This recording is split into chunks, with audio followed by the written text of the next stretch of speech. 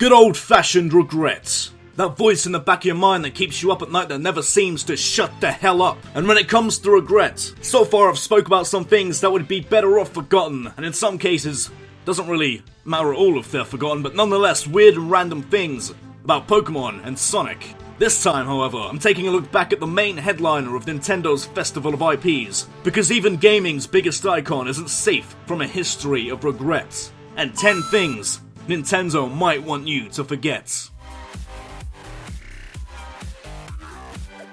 What better way to look back on the regret of the Super Mario series than a whole 104 minutes of glorious, juicy, raw, uncut evidence that video games and films blend together like M. Night Shyamalan and the Avatar series. And for those of you who aren't fans of Avatar, like a hospital ward and an EMP grenade, raking in over 20 million big ones at the box office, and let me tell you, those producers gonna have one hell of a time at the bank cashing in. Oh yeah. Cashing in their overdraft loan to cover the rest of the 48 million they invested into this sick and twisted fever dream. All while their financial advisors are sitting there saying, I fucking told you not to do this shit! I said, please, come on, be reasonable here. You don't have to do this. As a businessman, I have to tell you it's a high-risk investment, but as a human being, I have to tell you to please stop this! You evil motherfucker! And what do? You fucked it up. You lost 28 million. But most of all, you betrayed my trust.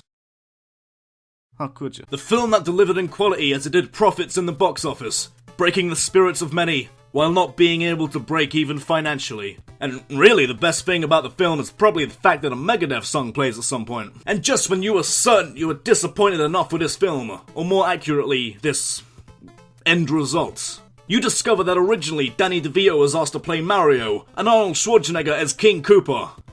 Oh. What could have been? One of the biggest upsets in the history of cinema. And all mankind. The fantasy matchup of the millennium. Terminator vs. Trash Man nearly main evented the box office of '93. MMA promotions over here mostly booking gruff tattooed guy versus fucking default creator character 3. Well, I ain't having that fake shit! I wanna see the Trash Man laying the smackdown on terrorism and eating shit from bins! Book it, damn it! In the same way that Mario fans are fans of the live-action film, PETA are fans of Super Mario 3D Land. In a form of desperate promotion, damn it, what's that shit PC people like to hit? Protest! They made a website with the title, Mario Kills Tanuki. Nice and subtle. Like an air horn in a club song. Or a sledgehammer to the testicles. On this ad, website. Fuck. There's a flash game called Super Tanuki Skin 2D, where you play as a Tanuki, a skinless Tanuki, who is chasing Mario to get his skin back. And you see, what they're trying to do here is generate buzz for themselves. Damn, I need to stop doing that shit. Protest against the use of animal furs for clothing. All because Mario wears a Tanuki suit. Come on, listen Peter, let's be real here. You may as well make a flash game for every person who owns a onesie. Get that shit out of here. And when you win the game, a message reads, fuck you, Mario, the skin belongs to an animal. Yeah, well, fuck you, go out and eat a steak. Medium rare, bitch. Nintendo responded by pretty much saying, Mario has power-ups. Deal with it. Like, fucking goddamn, don't you have something better to do with your time? Like going out and eat a steak or some shit. A spokesperson for PCTA also said that this desperate attention grab was tongue-in-cheek. So what they mean is, we got into a lot of shit from this and we had to bust out the, it's just a prank bro, just a prank social experiment excuse, you know? In fact, people like me talking about how stupid they are is exactly what they wanted. And at the time, I guess they got it.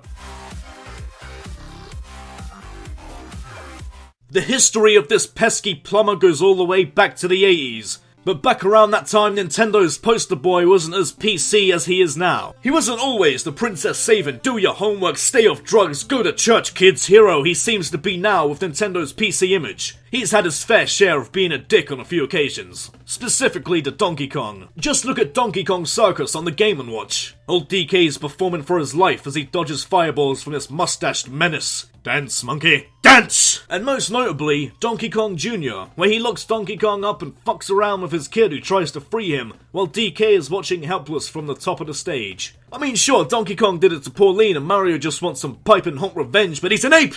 He's a fucking ape! He doesn't know what he's doing! Consider yourself lucky he's throwing barrels and not his own shit, jump boy! Let's keep this one to ourselves, no one let PETA in on this. I can't bear to see him try pulling their tongue-in-cheek bullshit again. It could be worse though. Mario's history just has a slight pinch of animal cruelty. It's not that bad. I mean, when it comes to maintaining a PC image, this is maybe only the second worst thing he could be using that whip for. The launch of Mario Party 8 went off without a hitch, excluding the UK, where nothing goes off without any hitches, as copies of the game were recalled and delayed to the 3rd of August 2007 compared to its original July 13th release date. Why did all of this happen, you ask, maybe? Because of one thing, the word spastic, because apparently that's a big thing here in the UK, which is funny, because I don't think I've even heard the word used since 2007. People are more fond of the phrase wastemans, or sidemans, or mans. Matting. So the game was re-released, and spastic was changed to erratic, which just means not regular or unpredictable. I mean, really though? The word wasn't even used maliciously, come on. The UK is led by a guy who put his dick on a dead pig, but the word spastic? Oh no! That's where you're stepping over the line. We will not stand for that kind of intolerance towards minorities here in the UK. Now where's my Syria airstrikes, damn it? From what started as a random character bio and a manual from the 80s which no one thought would really matter, which, to be honest, doesn't really matter at all really, turned into one of Nintendo's greatest inconsistencies in the Mario franchise. As the manual for Mario 2 states about the character Birdo, that he... Alright, it must be a typo, I mean, mistakes happen all the time, so Control-Z exists. Thinks he is a girl. No? No? There it is. Very well then. You want to go down that route? Well then buckle up, because you're in the PC era now, so strap in! He'd rather be called Birdetta.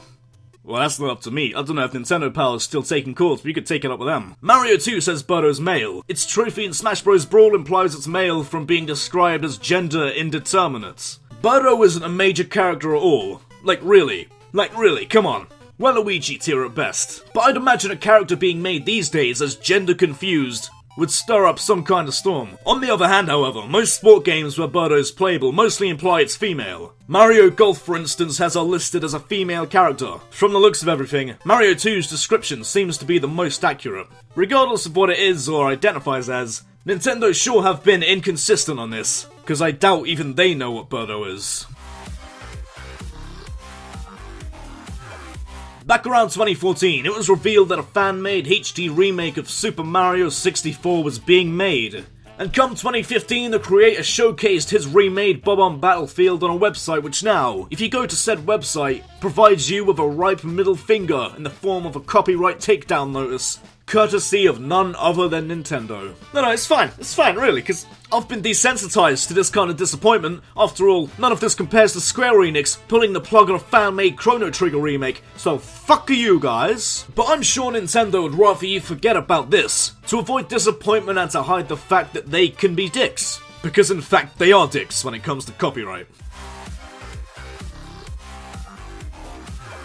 You ever been to an arcade recently and noticed one of these bad boys? And when you stepped up to one of these bad boys, you slowly and surely realised it's not the same guys behind the Mario Kart games you know and love that conceived Mario Kart Lite Edition. Because like most times you spend in an arcade these days, you remember they're not as great as they were made out to be back in the day, when the machines actually utilised more power than home consoles. And after 10 minutes or so, you're asking yourself, why in the hell am I paying £1 to play a song on Guitar Hero 3? I have literally every game at home, why in the fuck am I still here? Well, I doubt you realise from playing 30-day Mario Kart Trial, assuming you are playing Mario Kart Arcade GP, featuring Lil Pac, is the fact that there are 3 unused JPEGs titled Cam Tests. The first one being this, the second is these adorable mascots of Expo 2005 in Japan, and the third is the Beslan hostage crisis. You know, the Beslan hostage crisis. Just some little thing involving 1,100 hostages held by our militants, resulting in around 385 deaths. Probably not the best thing to bring up when you really consider it. And some might argue, not the best thing to be laying around in a fucking Mario Kart game! Not that it's actually part of the game itself or anything, and not that it's a graphic picture. It's just an unused JPEG that's most likely in the game for the creators when testing the NamCam for player pictures on the arcade machines, but of all images, they go for a fucking hostage situation? Maybe it was a mistake. It must have been a mistake. Or maybe they needed pictures and the developer accidentally brought in his fully loaded 64GB hentai memory stick and his only clean JPEGs on there happen to be these 3.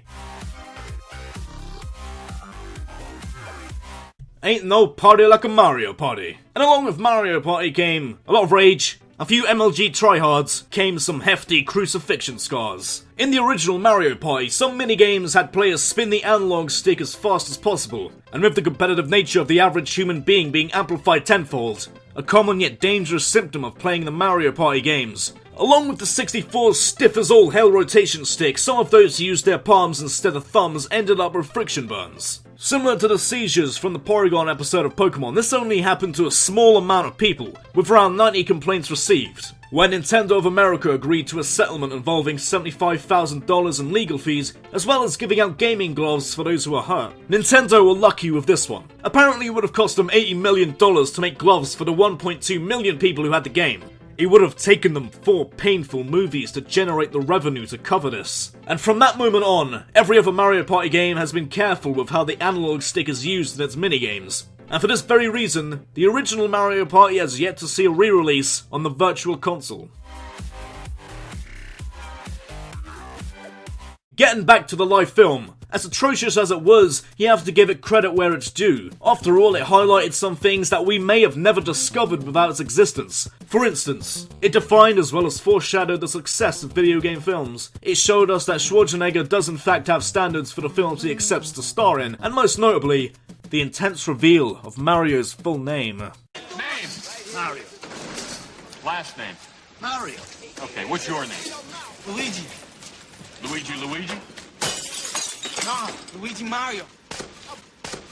Alright, I see, so you're just gonna drop this bombshell on me? You're just gonna Nagasaki everything I know and love about the world's favourite Italian and occasionally Italian-American plumber? You're telling me the series being named Super Mario Brothers isn't just Mario being a pretentious prick? Now, excuse me, Super, if that is your real name. Excuse me for finding that hard to believe when Luigi is just 2 games ahead from being Waluigi. And before you know it, people only remember your name every 4 years because of the fucking Olympics. Meanwhile, after a freak accident in which a content creator uploaded something with an error and everyone complained through mean and vicious YouTube comments, they developed the power of pre-hindsight. And through the powers of pre-hindsight, a vision of Japan's Super Mario Bros. 30th anniversary event appeared. As 22 years after the film's release, the big bad booty daddy of Nintendo himself, Shigeru Miyamoto, confirmed that his name is in fact actually Mario,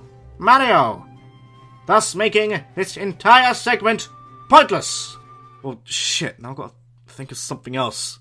Come on, fuck. Mario's Brewery. There was some game called Mario's Brewery.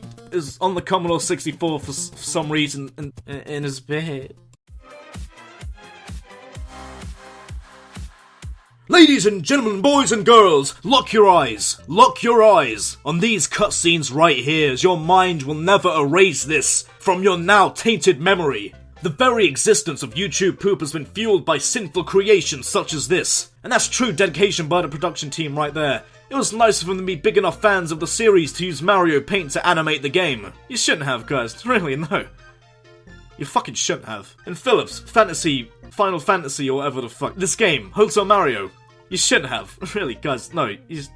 You fucking shouldn't have. If you need instructions on how to get through the hotels, check out the enclosed transmutation circle in the manual to summon Satan himself so he can drag you straight to hell personally before Hotel Mario does you the honors. The cutscenes are actually the best part of the game, and by God, the cutscenes are the best part of the game. The whole objective is to go into Bowser's hotels and close all of the doors. Yeah, how'd you like that shit, Bowser? Fuck the establishment! Anarchy in the Mushroom Kingdom! These doors are closed, along with democracy! Anyone could have walked their way in and lived in those rooms free of charge. Thank God Mario was there to secure the premises on time. Who could forget the CDI Punch-Out game where Little Mac goes around the locker room refilling everyone's drinks? Yes, Sandman! Get hydrated, bitch! What about the CDI Final Fantasy VII sequel where Cloud does Sephiroth's quarterly taxes? Or how about the God of War trilogy of Kratos giving Zeus an oiled up back massage? Aside from Hotel Mario, however, there's Super Mario's Wacky World, the planned and axed sequel to Super Mario World.